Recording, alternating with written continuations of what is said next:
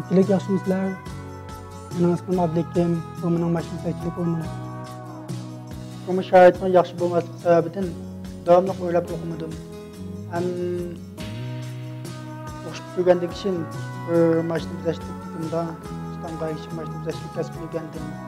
O'zimni bu kasbga bakla qiziqaman. Shagird bo'lib turgan vaqtimda oylik kirimim 1000 yuan atrofida edi. 2019 yili o'z oldimga mablag' silib 80 ming atrofida bir dona mashina bizashlik dukoni ochdim. Hozir oylik 8 ming atrofida. Sodam nihoyat yaxshi. Ko'pchilikning turmush saviyasining yuqori ko'tarilishiga ergishib, ko'pchilikniki qatnashib bo'lgan talabim yuqori ko'tarildi. Shuningdek, bu kasbning kelgusi istiqboli bor deb qarayman.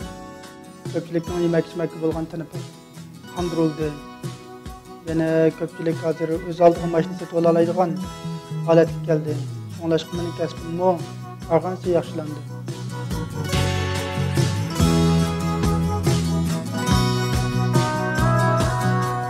Bu mening singlim. Bu mehribon ayol bo'lsa mening onam. Bu ikkalam mening turmushimdagi eng qadrli kishilarimdir. Ular menga eng kuyindigan kishilar. Umaq singlim ba'zida yana menga avarchilik deb turdi. Garchi men bütün zehnim bilan ishlayotgan bo'lsam-mu, ba'zida kelgusi turmushimda menga hamroh bo'ladigan yaxshi bir qiz bo'lsa deb o'ylab qolaman.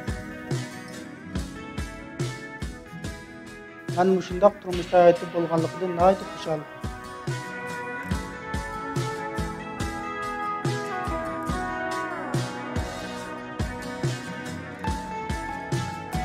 Agar mashina bizatmoqchi bo'lsanglar, men sizlarni qarshi olaman.